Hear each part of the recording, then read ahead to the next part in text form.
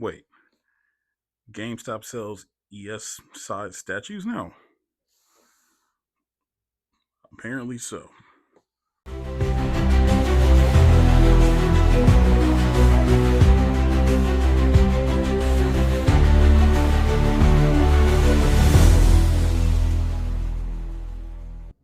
What's going on, everybody? It's your boy Mike Waltrades. This is FiguresMOAT. Today we're going to be taking a look at something I saw online that I thought was a joke, so we ordered it. It is the Batman Black and White DC Direct from the source. I guess this was done by Freddie Williams II, and apparently it is a 9-inch statue.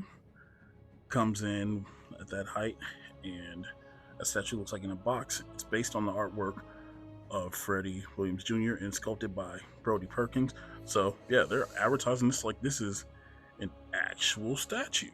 Like, that's crazy. If you guys want to pause and read right there, you can. But apparently, this is the first statue in the line to feature a bat in the piece. And apparently, we can collect them all with a Batman and a Bat Monster. And yeah, it's a numbered limited edition. So I'm curious about how this is going to be. This retails at GameStop. Well, it was retailing for $124.99, right?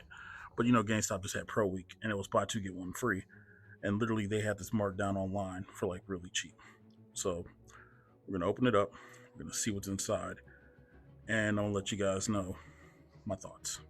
Okay, so I did cut the tape. It does come packaged like a statue. So first look. Okay. Looks like it's all right. So it's in one piece. We'll put that to the side.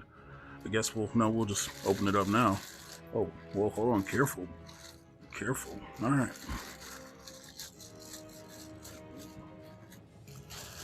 And here's the statue, the Batarang, or that's a bat. Does come attached. Let's put this to the side. And then where is the base? All right. So here's the base.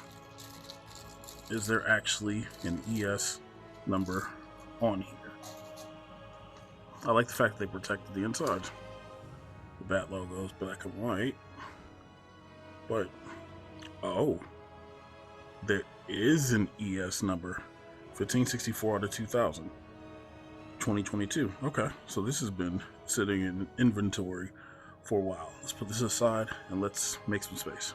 And now that we got them out of this packaging, here it is in black and white. First off, look at the detail of the bat. That's crazy they put that much detail into the back of the bat, which is cool, which is connected, his fingers connected right in there, working our way down.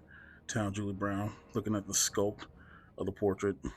Portrait's really nice. Again, this is black and white aesthetics, so paint doesn't look bad at all. You see the exaggerated lines of the torso and the ribs. They only gave my man a 4-pack. They did them bogus. No riblets. Sad face. But you see him gripping his cape, which is really cool. The utility belt, it's weird to see it be kind of white, but it's there. And then the grapple gun on his side right there. Look at that. Batman with his knee pads are black. The rest of his skin's gray. I don't know why they call it black and white. It's pretty much gray. And then there's a resting foot and a foot for the peg. As we turn him around, we can see that his cape has some really good details, lines and stuff that are bound around here and stuff like that. It's very glossy. The cape is very glossy.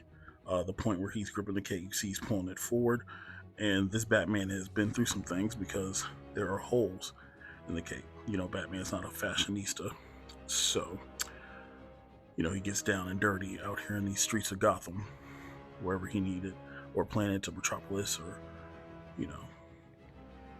Emerald City. I said Emerald City. But, wherever he needs to get down. So, I respect that. As we put this down and look at the base more, the base looks like it has a square hole. So I don't know if there's an exact direction this needs to go. So we can probably just insert it a way we want to, question mark. All right, let's see. Let's go this way. Okay. Get in the hole. There we go. Peg in the hole, kinda. Well, maybe we can't just go the way we want. One sec. So it did fit in the hole, just have to push it down a little bit. And I think that's cool that they're doing like that. You can choose which direction you want the symbol. So let's get it on the table and give my final thoughts. I did get it on the table. I did turn off the light a little bit so you guys can see a little bit more of the detail and things of that nature. But yeah, it's clean. I'm genuinely impressed by what they have done with this statue, especially for it to be an ES 2000. You would think that's a small size, and technically it is. 2000. It's pretty. It is pretty small, but the details on this thing are great, especially that bat right there. Granted, that bat is cheating because it's giving it extra height. Speaking of height, let's get its measurement real quick. See if we got catfished out of the box.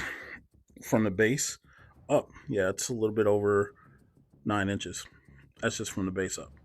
So, but that's at the tippy top height of the bat.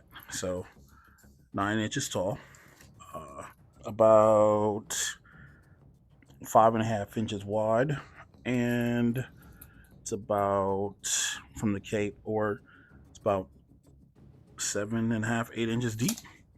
Yeah, that's not bad. Overall, this is actually really good. Especially considering that this came from GameStop of all places.